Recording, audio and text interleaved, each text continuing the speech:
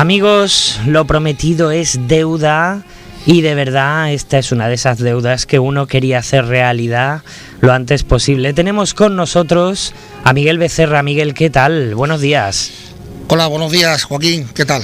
Un placer tenerte con nosotros porque además vienes de cohorte, de legionario, de nuestro invitado estrella, que lo tenemos al teléfono, nuestro JJ Benítez. Juanjo, ¿qué tal? Muy bien, muchas gracias. Muy buenos días, es un placer tenerte con nosotros porque además entendemos que eres hombre buscado en estos momentos en que el diario de Eliseo pues se distribuye y está haciendo pues de las suyas entre tantos lectores. ¿Qué puedes contarnos de este 11º caballo de Troya, podríamos decirlo?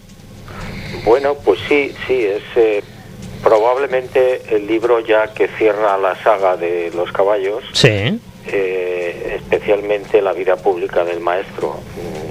En este libro se cuentan los 2 años y unos meses finales de la vida de Jesús antes de que lo capturen y lo maten.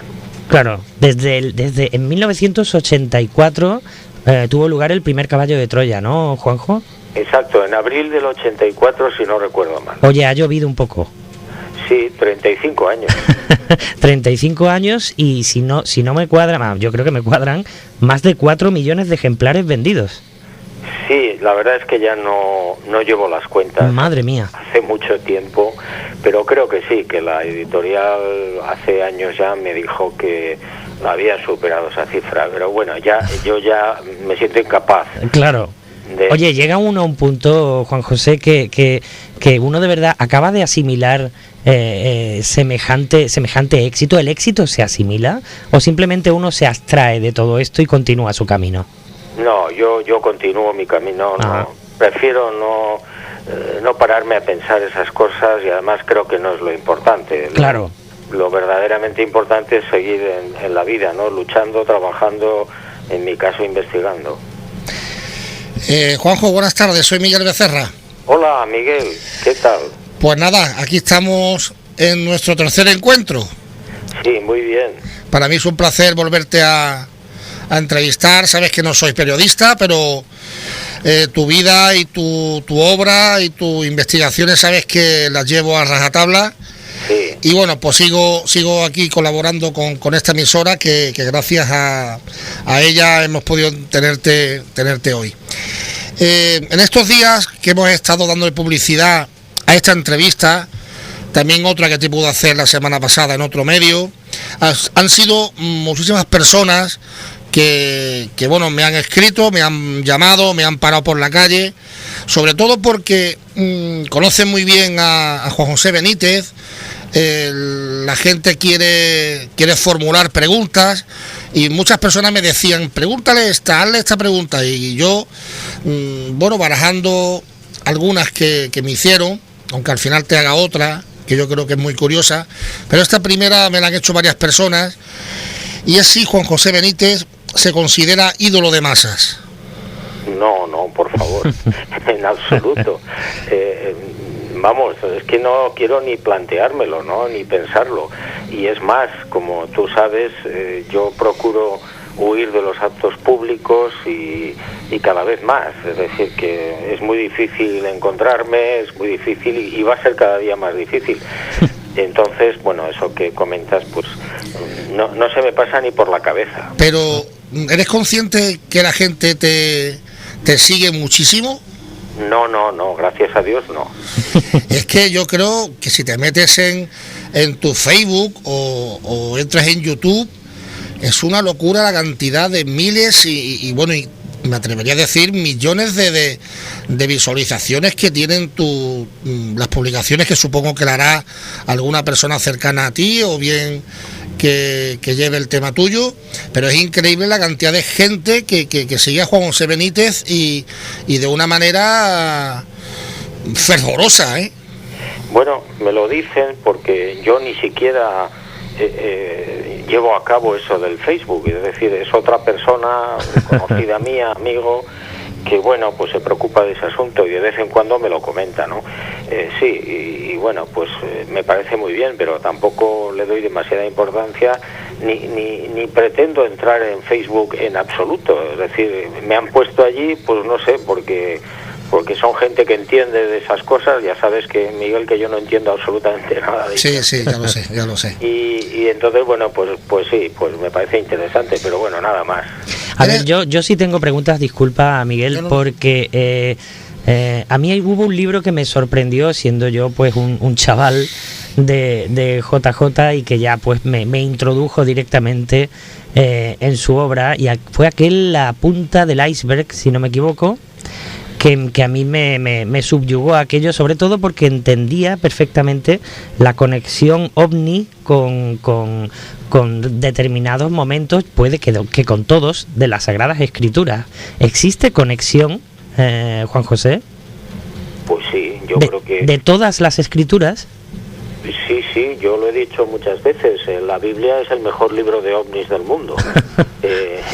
La verdad es que cuando uno analiza cualquier pasaje, por ejemplo, del Antiguo Testamento sobre todo, pues se da cuenta de que, caramba, la columna de fuego que iba delante del pueblo judío, pues es algo que nosotros investigamos aquí en el siglo XX, siglo XXI, y que son grandes cilindros, grandes cigarros puros, luminosos, que se desplazan de un lado para otro. Y bueno, el carro de Ezequiel, pues yo que sé, hay 50.000 pasajes en el Antiguo Testamento que te están diciendo, te están indicando que son las naves que nosotros estamos investigando y que se están viendo ahora. Claro. ¿Tiene Juan José Benítez en su poder algún objeto que proceda de algún alienígena? Pues tengo algunos restos que podrían ser, pero que están siendo sometidos a análisis, o ya lo fueron, y que yo no he sacado a la luz pública todavía. Sí. ¿Juanjo Benítez es un investigador lleno de dudas o un hombre lleno de dudas? Lleno de dudas hasta arriba. Por supuesto, y tengo algunas certezas, también es cierto, pero son muy pocas. Según tu experta opinión, Juan José, claro, sabemos que hay, corrígeme si me equivoco, creo que son 50 apócrifos, ¿no? Sí, aproximadamente, ¿no? ¿O más? No te entiendo. Quiero decir, están los textos, los evangelios canónicos, que son 4, y creo que unos 50 apócrifos, ¿no? Sí, hay muchísimos. Sí. Claro. Yo, a los evangelios canónicos les doy poca credibilidad. Por ahí va mi pregunta. ¿Nos han tomado un poco el pelo con los 4 canónicos? Sí, ¿verdad? Sí, nos han tomado el pelo de una manera importante. Yo creo que están manipulados, son textos tergiversados, cambiados de época, de autores. Es un desastre, un cataclismo. Pero tampoco le doy mucha relevancia a los apócrifos. Cuando uno lee y estudia los apócrifos, se da cuenta de que hay mucha fantasía también. Ajá. Claro. Bueno, entonces, realmente la figura de Jesús ha sido, ¿cómo diría yo?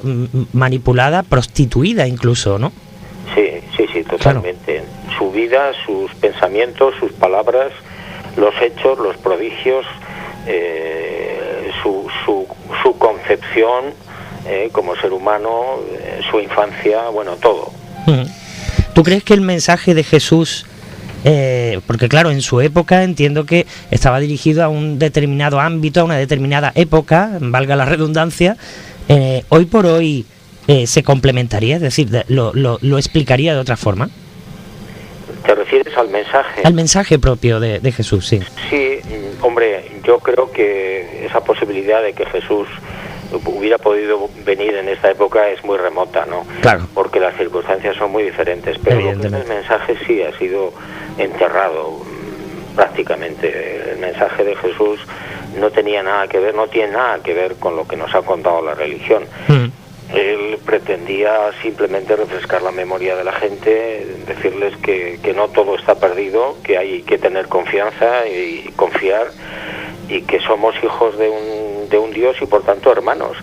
Lo que pasa es que yo eso lo comento, vamos, muchas veces, y está en la información de los caballos. Lo que pasa es que eso no vendía entre el pueblo judío, porque no consideraban a la mujer igual que al hombre, ni el esclavo igual que el judío, que el hombre libre. Entonces ese mensaje, que era el mensaje importante que trajo Jesús, fue enterrado por Pedro y por su gente. Juanjo, ¿por qué se sabe poco de la infancia de Jesús? ¿Perdón? ¿Por qué se sabe poco de la infancia de Jesús? Pues se sabe poco porque los evangelistas o los escritores mal llamados sagrados no le prestaron atención prácticamente a la vida de Jesús, a su infancia, ni siquiera los detalles, a su figura, cómo era físicamente. Todo eso quedó en el aire, quedó ahí como en un limbo, y se dedicaron básicamente a justificar lo que era la iglesia primitiva naciente. Era una estructura que se iba haciendo grande, necesitaba y exigía, como todas las obras humanas, pues una jerarquía y unas normas y unas limitaciones. Y no se dieron cuenta, supongo, que también interesaban muchísimos otros aspectos de la vida de Jesús. Lo que pasa es que aquella gente, la iglesia primitiva, no fue consciente de las repercusiones que tenía la vida de este hombre Dios. ¿Nos podría decir, Juan José Benítez, qué parte tiene Jesús de Nazaret de humano y qué porcentaje tiene de divino o de divinidad? Bueno, es un tema difícil, ¿no? Por lo menos para mí, aunque yo dispongo, tengo una información quizá privilegiada, que ya está publicada, por supuesto, pero vamos, yo analizando la imagen, la figura de este hombre con mayúscula, pues entiendo que, por supuesto, primero fue humano, fue un hombre nacido en Belén, era un hombre en todos los aspectos de que significa o que contempla esa palabra, y en un momento determinado de su vida, ya cuando era relativamente mayor, cuando él cumplió 31 años, él recupera la divinidad, es decir, su naturaleza divina, digamos que es recuperada y de alguna manera, no lo sé explicar bien, es compartida con la naturaleza humana. Y a partir de ahí es cuando él empieza la vida de predicación, de la vida pública, y empiezan los prodigios, precisamente porque tiene esa capacidad divina, ¿no? ¿Los milagros que hace Jesús de Nazaret son reales? ¿Hay más de lo que nos cuentan? En Caballo de Troya, creo, por lo que he podido leer, hay muchos más de lo que nos han contado siempre. Sí, muchísimo más. La vida pública de Jesús fue apasionante, fue fascinante, mucho más de lo que nos han contado. Los prodigios fueron reales, fueron muchos más de los que nos han dicho, y más espectaculares. Es decir, yo estoy seguro, vamos, la información lo dice, la información de los caballos, pero este hombre llegó a curar síndrome de Down, por ejemplo, autistas, es decir, personas que en caso de un Down, por ejemplo, necesitas cambiar toda la estructura celular de la persona, que eso son trillones de células. Eso no sabemos hacerlo, por supuesto, ni en estos momentos ni dentro en un futuro. Sin embargo, este hombre tenía la capacidad, precisamente porque era un dios. Juan José Benítez afirma que Jesús de Nazaret fue concebido de forma natural por María y por José, sus padres. Exacto, sí, esa es la información que yo tengo, que además me parece lo lógico y lo normal. Es decir, Dios no necesita por qué crear problemas añadidos. Es decir, además, todo procede del siglo IV, de un papa que se inventa la virginidad de María, claro. Y entonces ignora una ley que había en la época de Jesús, que era la ley de los Máncer o la ley de los bastardos. ¿Y qué significaba esto? Pues que aquel que era considerado bastardo perdía todos sus derechos sociales, es decir, no podía trabajar, no podía heredar, no podía presentarse en un juicio porque la sentencia con su presencia quedaba invalidada, y por tanto Jesús, si verdaderamente hubiera sido un bastardo, no hubiera podido predicar, no se lo hubieran perdonado sus enemigos. Sin embargo, no fue así, es decir, María y José estaban enamorados, tenían relaciones sexuales, por supuesto, como cualquier pareja, y tuvieron un hijo, pues de una manera normal, natural. Tuvo hermanos, ¿no? Incluso Jesús.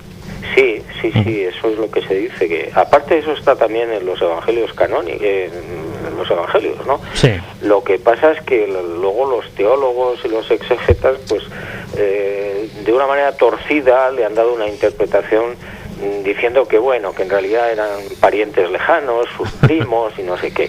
Sí. No, señor, es decir, María tuvo a Jesús en primer lugar y después tuvo más hijos, por supuesto. Pero Juanjo, a María, la madre de Jesús de Nazaret, se le apareció un ángel, un ser, contándole quién iba a ser Jesús de Nazaret más adelante, como nos cuentan que él tuvo un sueño, que se le apareció un ángel. Sí, no fue exactamente en sueños a ella, sino que ella estaba en su casa en Nazaret y bueno, entró en su casa un ser luminoso que bueno, pues le contó algo que no tiene tampoco nada que ver con lo que nos han contado los evangelios. En ningún momento le habló de que iba a ser el de la casa de David, que iba a ser el rey. Todo eso es falso, es decir, todo eso fue manipulado posteriormente por los discípulos de los discípulos que escribieron aquellos evangelios o aquellas notas 70, 60, 80 años después de la muerte de Jesús, que también es muy raro y muy sospechoso. Lo que el ángel le dice sencillamente es que va a concebir a un hijo en su momento, que se va a llamar de esa manera y que va a traer una gran esperanza al mundo. Eso es lo que básicamente le dice el ángel, no lo que luego nos han contado los evangelistas. ¿Pero era un ángel, Juan José? Bueno, digamos que es un ángel para que nosotros podamos entendernos. Claro, ¿no? ¿llevaba escafandra o cómo era? No, era un ser luminoso. Sí, bien. Que desprendía una gran luz y que fue lo que le impactó a María, claro, porque si hubiera sido una persona normal y corriente que hubiera entrado por allí por la puerta, pues no le hubiera prestado demasiada atención. Ninguna, claro. Le presta atención porque es un ser que irradia luz y que eso no es normal, y claro, y le dice algo que bueno, en esos momentos María no estaba todavía embarazada, que yo sepa, según la información que yo he manejado. Es a partir de ese momento de la presencia de ese ser luminoso, de ese ángel, para entendernos, cuando a partir de ahí ella se queda embarazada. Usted sabe, Juanjo, que esta pregunta que yo le he formulado y que estamos hablando ahora puede, y creo que de hecho ya habrá temblado los cimientos de la Iglesia, ¿no? Y de los creyentes, ¿no? Porque el decir que María y José concebieron a Jesús, pues hay personas que no lo llegan a entender. Bueno, eso es hasta cierto punto normal. ¿Por qué? Pues porque la religión se ha ocupado y se ha encargado desde el siglo IV de decirle a los creyentes que Jesús fue obra del Espíritu Santo. Vamos a ver, si se hace un análisis medianamente serio y científico, se sabe perfectamente que si no hubiera habido intervención de varón en la concepción de Jesús de Nazaret, hubiera sido una niña, por un problema genético, claro, cromosomas. Entonces, vamos, es que no tiene ningún sentido, repito, que Dios procure y provoque problemas añadidos, cuando lo más hermoso, lo más natural y lo más lógico es que Jesús llegara al mundo de la manera que llegamos todos. Entonces, bueno, lo que pasa es que el ser humano, como siempre, pues le gusta pisarle la cola a Dios, ¿no? Y retorcerlo todo. Juan José, has dicho que Jesús era un Dios. Era un Dios, sí, para mí sí, y para muchísima gente que conoce su historia, su trayectoria, su vida, sus prodigios, sus palabras y sus pensamientos. Era un hombre y además era un hombre Dios. Pero eso significa que hay más, claro. ¿No? ¿Perdón? Eso significa que hay más, ¿no? Sí, claro. Otra de las cosas que se desprende de la información de los caballeros de Troya es que Dios, o sea, Jesús de Nazaret, sería un Dios pero menor. Y ya sé que esto suena raro. ¿Un Dios de segunda categoría? Pues digamos, de alguna manera sí. Me imagino que entre los dioses con mayúscula no hay demasiadas categorías. Simplemente por importancia pues estaría el Padre Azul, que es el número 1, el Hijo Eterno, que no tiene nada que ver con Jesús de Nazaret, aunque, bueno, pues la religión nos ha hecho pensar y creer que sí. Y luego el Espíritu Infinito, que es otro, o el tercer Dios con mayúscula, digamos, para entendernos nosotros, que no tenemos palabras casi, pues la jerarquía máxima de los dioses. Y por debajo de estos, pues habría infinidad o miles de dioses, también con mayúscula. Uno de ellos sería Jesús de Nazaret, creador de un universo local, para entendernos, de nuestra galaxia. Seríamos los últimos de la fila. Pues no los últimos de la fila, pero no tendría... Claro, el problema es que Jesús de Nazaret se encontró con un terrible obstáculo a la hora de hablar, y es que las palabras lo limitaban. Era muy difícil en aquella época, e incluso en esta, aproximarse a la verdad. Y claro, ¿qué era lo más sencillo, lo que podían entender? Pues sencillamente que había un Dios supremo, un Padre Azul, y él era su hijo, su enviado. Bueno, pues vale, pues muy bien. ¿Jesús de Nazaret o Jesucristo? Jesús de Nazaret. Jesucristo o Cristo es lo contrario, lo he dicho muchas veces, es lo contrario a lo que Jesús pretendía.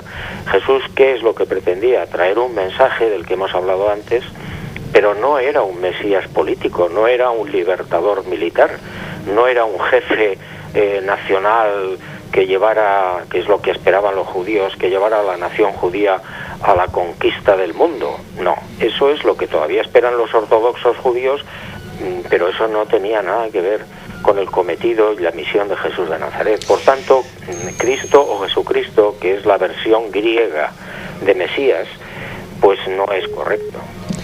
Entonces, todo esto del apocalipsis y el regreso con espada de fuego y tal, no, como que no. Madre con su familia, porque la madre sobre todo tenía en su mente la idea de que la presencia de aquel ser luminoso le estaba anunciando el Mesías judío que prometían las enseñanzas, la ley. Ya. Oye, Juanjo, ¿tú eres creyente? ¿Perdón? ¿Eres creyente? Muy creyente. ¿En qué? Pero no practicante. Sí, bueno, pero quiero decir, ¿en qué?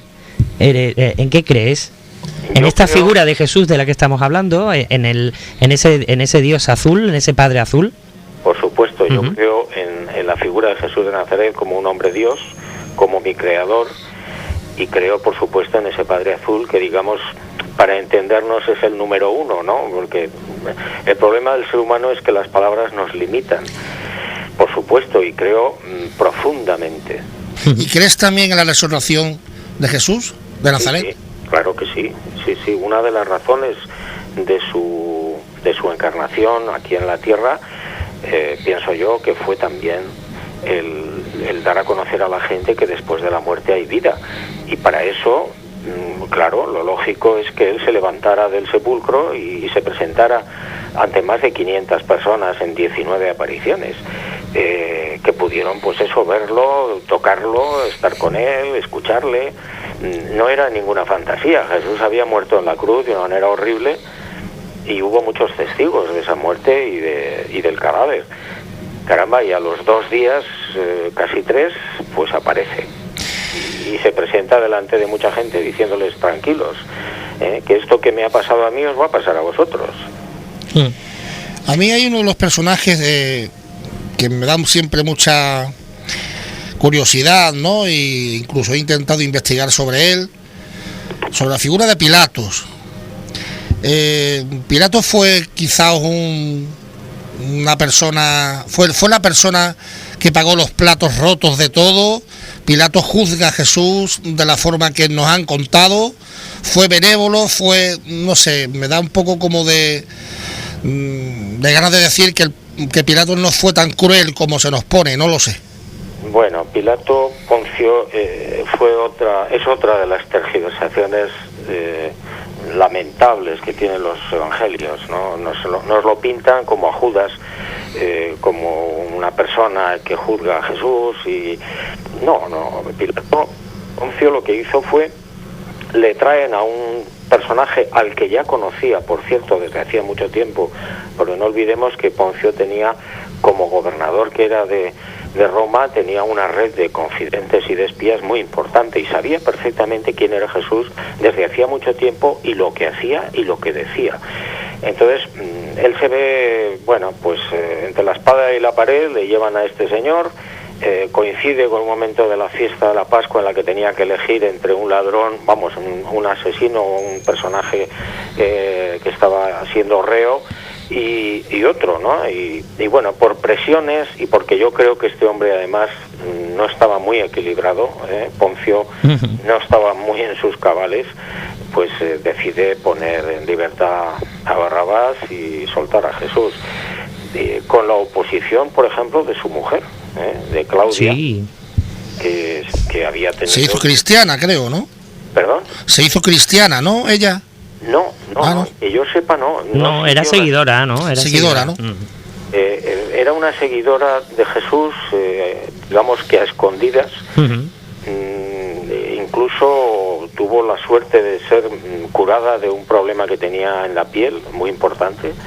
Y bueno, se vio con él, con Jesús, en alguna ocasión, también a escondidas, y conversaron. Pero Claudia lo único que hizo fue advertirle a Poncio, no te metas con este hombre porque este hombre es bueno, no es lo que dicen. Pero bueno, yo creo que, repito, que Poncio era un hombre desequilibrado. El hecho de lavarse las manos significa un desafío a las leyes romanas. Es decir, cuando él se lava las manos no es porque dijera, bueno, yo me quiero quitar de en medio este asunto, no. Eso solamente lo podían hacer los sacerdotes romanos, no un gobernador. Sin embargo, por eso digo que este hombre no estaba bien de la cabeza, sin embargo, él se lava las manos en público. Pilato sabe que Jesús es un Mesías, pero es un libertador espiritual, no guerrero. ¿Perdón? Pilato sabe que Jesús es un libertador espiritual, no es un Mesías guerrero que viene a luchar. ¿Él se da cuenta de que es espiritual? Sí, lo sabía perfectamente, repito, porque Roma tenía un equipo de espías, de confidentes, sobre todo en una zona tan levantisca como podía ser Judea. Y entonces estaba al tanto de todo lo que pasaba, pero absolutamente de todo. Y desde hacía mucho tiempo, desde que empezaron las curaciones masivas, Poncio sabía quién era este señor. Poncio llega a Judea en el año 26 y, bueno, tiene tiempo de sobra de saber quién es este señor, pues le llega información por todas partes.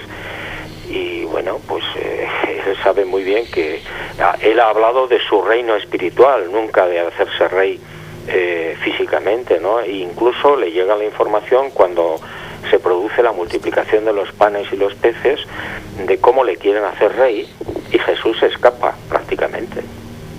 Curioso. Es decir, bueno, hay un momento cuando se está siendo juzgado ante el Sanedrín y ante la gran pregunta, ¿eres rey? Él responde que su reino no es de este mundo, ¿no? ¿Qué encierran esas palabras, Juanjo? ¿Perdón? ¿Qué encierran realmente esas palabras? Pues yo creo que la pura verdad, es decir, y él se cansó, Jesús se cansó de repetirlo muchas veces. Sí. Os estoy hablando de un reino que no es visible, que no es físico, que no tiene nada que ver con este mundo, pero que existe, es decir, y al que vamos a ir todos después de la muerte, que es el gran mensaje también de Jesús. Es decir, tenéis que tener fe, confianza en que después de la muerte vais a ingresar en un sitio maravilloso. Qué bueno. Juanjo, digo que, claro, una pregunta además con un poco de intención. Estamos los que conocemos bien la historia de Caballo de Troya. Esto es información pura y dura que cae en tus manos. ¿Cae en tus manos o te lo ponen en las manos? Bueno, yo ya no sé qué pensar, pero vamos, oficialmente alguien me llama, alguien se pone en contacto conmigo, yo voy a visitarlo, establecemos una cierta amistad y bueno, pues de esa manera llega la información a mis manos y ya posteriormente llegan otras remesas también de información. Pero bueno, no sé, ahora mismo no sé qué pensar. Quiero creer o supongo o intuyo que estaba todo perfectamente, minuciosamente planificado. Este hombre El destino. que te facilita esa información es el mayor, ¿verdad? Sí, al principio sí, el mayor, sí. El mayor es algún personaje del libro de Caballo de Troya. Sí, ¿Jasón? claro. En el Caballo de Troya 1 aparece claramente, claro. Perfecto. Por primera vez, y luego ya a lo largo del resto de los libros él se mantiene allí como narrador, ¿no? Te hice el otro día esta pregunta, te la vuelvo a hacer ahora porque quiero que estos oyentes de esta radio, que han sido muchísimas las personas que sabe Joaquín Ferrá, que es el director de esta emisora, que han llamado preguntando cuándo se emitía esta entrevista, y es una pregunta que me han hecho personas también en la calle para que te la hiciera. Te la hice el otro día y te la voy a hacer de nuevo. ¿Juanjo es un enviado? ¿Juan José Benítez es un enviado? Pues no lo sé. No lo sé. Te respondo con toda sinceridad y con el corazón. Si soy un enviado, pues muy bien. Pues me ha tocado ese trabajo, ese papel, y lo estoy intentando hacer lo mejor posible. Pero bueno, eso no es lo importante. Es decir, lo importante es el mensaje. Yo siempre digo que cuando a alguien le llega un paquete a su casa, no se fija en el mensajero, se fija en el paquete. Leí el otro día alguien te había preguntado en alguna de sus entrevistas y tú le respondes diciendo que no sabremos nunca si tú eres un extraterrestre. Bueno, eso sí, eso es verdad. Cuéntame. No, es simplemente... Antes de tomarme la merienda, cuéntame. Es simplemente que, bueno, pues que no lo sabréis nunca, claro. Ahí queda. Oye, Juanjo, hay otra cosa también que me llama a mí la atención.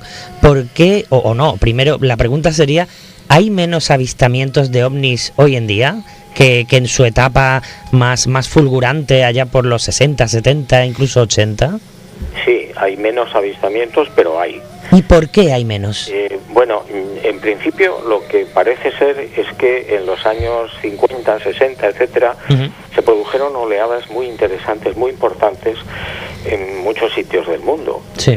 Entonces, ¿qué pasaba? Pues que todo el mundo se daba cuenta de que había naves, que había tripulantes, y los medios de comunicación, la radio, la televisión, etcétera, pues se hacían eco de esas noticias. Hoy no se producen esas oleadas, supongo que se producirán en algún momento, cuando menos lo esperemos, y por tanto la opinión pública olvida y los medios de comunicación olvidan el asunto, pero se siguen produciendo casos. Yo sigo investigando muchísimos casos. Igual hemos dejado de ser interesantes, Juanjo. ¿Perdón? ¿Hemos dejado de ser interesantes? No lo creo. No sabemos las razones por las que se producen las oleadas. Tiene que haber alguna explicación, por supuesto, tiene que haber alguna razón, pero no las conocemos. Y claro, es que en realidad el fenómeno ovni, yo por lo menos, después de tantísimos años de investigación, no sabemos casi nada. Es decir, claro, sabemos lo que nos cuentan, 4 cosas, lo que descubrimos, lo que ocultan los militares y poco más. Juanjo, tienes un libro que se titula Gog. Sí. Este libro creo que, bueno, lo he leído, me parece impresionante. La verdad es que lo que leo se me atraganta muchas veces la saliva. Tú dices en una ocasión, a raíz de este libro, que no te hubiera gustado escribirlo. Pues sí, la verdad es que yo escribí ese libro primero como un libro de investigación, pero era tan duro que lo guardé y lo escribí como una novela, tratando de quitarle hierro al asunto. Y la verdad es que tampoco sé si conseguí mucho, ¿no? Porque es terrorífico y ojalá esté equivocado. Yo lo digo siempre, ojalá sea un error, ojalá sea el gran error de mi vida. Juanjo, estamos acompañados. Esta es una pregunta que me formula mi mujer, Eva, que está aquí conmigo al lado, pero prefiere ella permanecer todavía no en antena. Me hace una pregunta muy interesante, que muchas veces yo converso con ella a diario, porque tengo la suerte de parecerme a ti en algo, y es que tú con tu mujer trabajáis juntos, con Blanca, y yo pues trabajo también junto con mi mujer en casa y estamos todos los días hablando, discutiendo, en fin, lo normal, ¿no? La pregunta que te hago es la que ella me hace. ¿Estamos acompañados de ángeles y demonios no humanos? Bueno, es una pregunta interesante. Bueno, mira, Eva, yo creo que los demonios, como los interpretamos o los entendemos, según el propio Jesús de Nazaret, dejaron de poder, de tener poder y de tener importancia en la red social humana prácticamente desde la época de Jesús. Entonces, no es cierto que haya posesiones diabólicas, no es cierto en absoluto. Son, problemas psiquiátricos en el 100% de los casos. Y lo que sí hay, por supuesto, son seres que podríamos sintetizarlo o definirlos como ángeles, pero que en realidad son mucho más, que están constantemente cerca del ser humano y que están actuando, vigilando, controlando, en fin, en todos los aspectos de la vida. Yo eso estoy convencido, pero no los demonios. Son seres de luz, ¿no? Seres de luz. Que la religión se ha ocupado de alimentar. Claro. ¿Tú crees que hay seres de luz? Sí, constantemente. A nuestro alrededor, constantemente. Oye, una pregunta, Juanjo, ya más enfocada al ámbito terrenal. Juan José Benítez, allá por mediados de los 60, cuando se licencia en la Universidad de Navarra, haciendo un ejercicio retrospectivo, ¿tú podías imaginar que estarías hoy donde estás? No, para nada. No, para nada. Aquel chaval era imposible, ¿no? ¿Cómo? Aquel chaval del 65 no se lo podía imaginar, imagino, ¿no?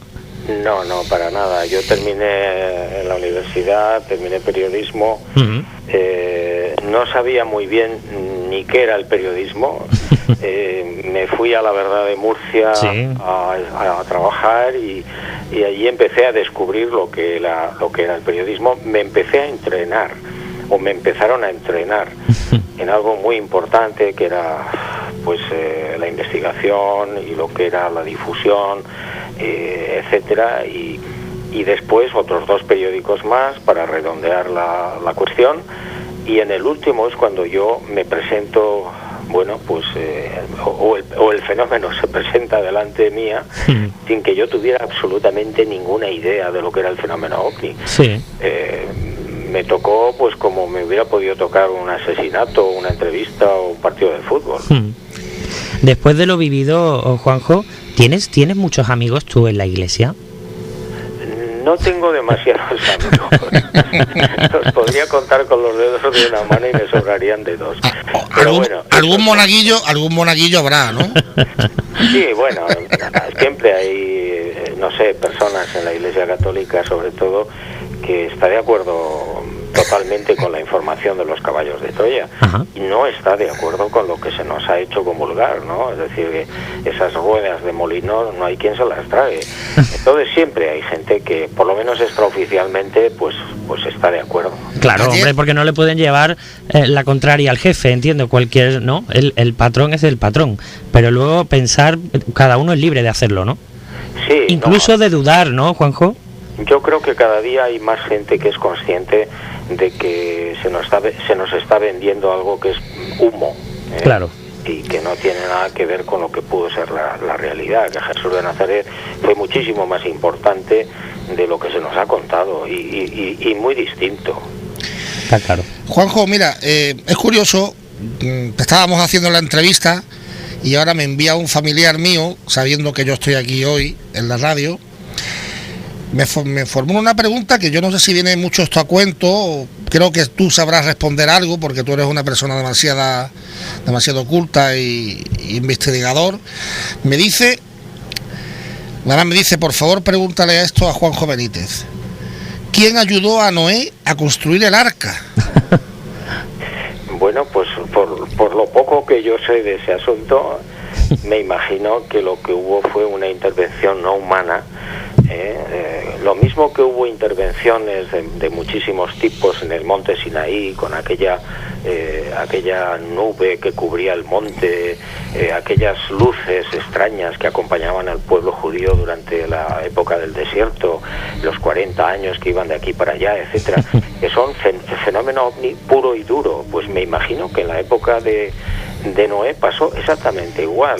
Alguien le advirtió, alguien le avisó de que iba a haber no un diluvio exactamente, yo creo que eso se ha malinterpretado, sencillamente que iba a haber unas inundaciones de los ríos Tigris y Éufrates que eran terribles y que se tenía que poner a salvo, y con él pues toda su familia. Todo lo demás es mitología, es decir, que tuvieran que meter animales en el arca y que no sé qué y tal, todo eso es fantasía pura y dura. Hubo unas inundaciones ni siquiera universales sino locales, y Noé pues recibió la información previamente por parte de seres que ya nos podemos imaginar todos quiénes eran, y trató de ponerse a salvo. Es que bueno, ya me escribe de nuevo y me dice, ¿dónde sacó tanta madera? Bueno, madera había. Claro, hombre. Lo de la deforestación ha sido posterior, ¿no? Sí. Claro, y el arca, según las medidas que ofrece el Antiguo Testamento, no era un barco como lo imaginamos ahora, era prácticamente un cuadrado, casi. Sí. Era un cubo. Que también es curioso, ¿no? Porque no tiene nada que ver con las medidas tradicionales de los barcos. Pero es que, insisto, yo creo que eso, el pueblo judío cuando llega al destierro en Babilonia, en los años 600 y pico antes de Cristo, se encuentra con que no tiene historia. En cambio, los persas, los babilonios, toda la gente que lo rodeaba, tenían su historia, los egipcios, etcétera. Entonces, hay un momento en el que los ancianos del pueblo judío en el destierro, en Babilonia, deciden que ellos también tienen que tener su historia. ¿Y qué hacen? Pues copian muchísimos pasajes de las historias de los pueblos que los rodean. Y así nace la Biblia. O sea, si el problema es que está todo mal desde el principio. Juanjo, esta pregunta que te he hecho anteriormente nos ha valido un poco también para sonreír un poco, reírnos con un poco con la entrevista. Ya para terminar, yo te voy a formular solamente ya por mi parte, aunque tengo infinidad de preguntas como sabes, pero quiero terminar con esta que también te la formula mi mujer. ¿Crees que los ovnis o extraterrestres eligen a las personas para que los vean? Sí. Es categórico, además. Hace mucho tiempo que lo pienso, hace mucho tiempo que lo he deducido, porque cuando investigas, y repito, llevo 47 años en la investigación, he visto muchísimas cosas, me doy cuenta de que a lo mejor hay un grupo de 40 personas en un sitio y solamente lo ve una persona, el objeto, la nave. Y por supuesto, no es casualidad que vaya alguien por una carretera con su mujer o con sus hijos en un coche y un objeto, una nave, se presente delante de ellos y lo vean. No, para nada. Es decir, yo creo que todo eso está minuciosamente programado. Lo que pasa es que nosotros no lo entendemos, no tenemos la capacidad cerebral como para entender y comprender a una civilización que nos puede llevar 100.000 años. Que tienen la capacidad técnica, entre comillas, de hacer eso y muchísimas más cosas, ¿no? Por tanto, yo creo que sí, yo creo que todos los testigos, a un 99% me arriesgaría a decir, son personas elegidas.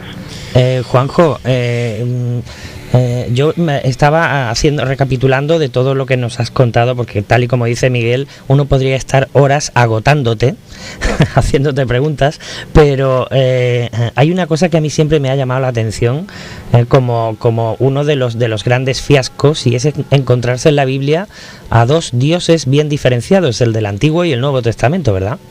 Perdón, no te oigo bien. Quiero decir que nos encontramos en la Biblia a dos dioses muy diferenciados, el del Antiguo y el del Nuevo Testamento. Sí. Bueno, yo creo que al Dios del Antiguo Testamento, a Yahvé, habría que bajarlo del escalafón. Sí, porque ese se las trae, ¿eh? Sí, no es un Dios digamos que la gente de aquella época y posteriormente le han atribuido la divinidad, pero realmente yo creo que serían seres que estaban preparando la llegada de Jesús de Nazaret. Ajá. Y para eso necesitaban un largo recorrido, y un pueblo elegido, y tantas cosas que aparecen en el Antiguo Testamento, pero no podemos identificar, por lo menos yo no identifico a Yahvé con Dios, en absoluto. No tiene nada que ver un personaje con el número uno, con Jesús de Nazaret o con el Padre Azul. Yahvé era un tipo sanguinario, era un tipo racista, machista, y bueno, yo una vez me entretuve en contar los muertos directa o indirectamente provocados por Yahvé, y tela, y en la Biblia, y sumé 1.000.000. Claro, tela marinera.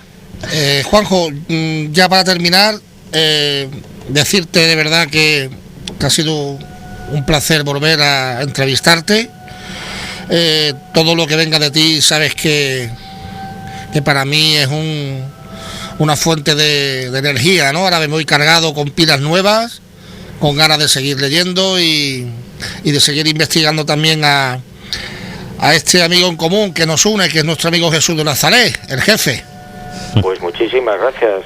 Para mí siempre es un placer hablar con vosotros. Juan José, 62 publicaciones, 73 años, si no me equivoco, y lo que te rondaré, Morena, ¿no? Pues no lo sé. Hombre, esperemos que sí, o diciéndolo de forma más cercana, Dios quiera que sí, hombre. Mi trabajo prácticamente está terminado. Me falta sacar a flote, sacar a la luz muchas de las investigaciones que todavía... Claro que sí. Estoy ahí... Te invitaremos a un estreno.